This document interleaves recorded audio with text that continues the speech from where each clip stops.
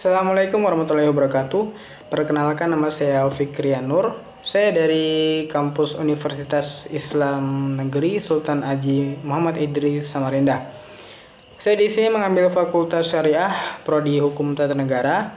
Nomor induk mahasiswa 2121600904. Pada kesempatan kali ini saya akan membahas mengenai bagaimana peran filsafat hukum dalam mewujudkan keadilan hukum. Video kali ini juga saya tujukan untuk memenuhi ujian ulangan tengah semester dari Dr. Haja Siti Aisyah, SPD SH MMMH. Sebelum masuk pada pokok pembahasan yakni peran filsafat hukum dalam mewujudkan keadilan hukum, tentunya kita sendiri harus tahu makna dari kata filsafat itu sendiri. Sebagaimana yang telah dijelaskan oleh dosen pengampu pada minggu lalu, filsafat berasal dari bahasa Yunani yakni philo dan sophia, yang berarti cinta akan kebijaksanaan. Lalu filsafat sendiri lahir dari bangsa Yunani kuno, yang mana di zaman Yunani kuno terdapat satu kelompok yang memiliki jiwa-jiwa kebijaksanaan di dalam dirinya, sehingga kelompok tersebut disebut dengan kelompok sofis. Dari kelompok-kelompok sofis inilah lahir filsuf-filsuf ternama yang mungkin namanya sudah tidak asing lagi di telinga kita, seperti Socrates, lalu ada Plato, dan juga Aristoteles, dan juga beberapa tokoh-tokoh filsuf yang ternama lainnya. Lalu apa korelasi antara filsafat hukum dengan keadilan hukum?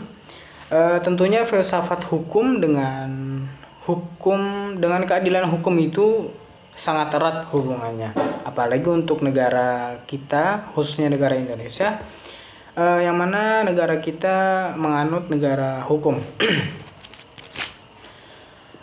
Jadi korelasi antara keduanya adalah dengan filsafat hukum sendiri sebagai ibu atau induk dari sebagai ilmu, atau juga bisa disebut mother of science, yaitu dengan mencari jalan keluar secara rasional dengan menggunakan hukum yang berlaku untuk mencapai keadilan dalam hidup.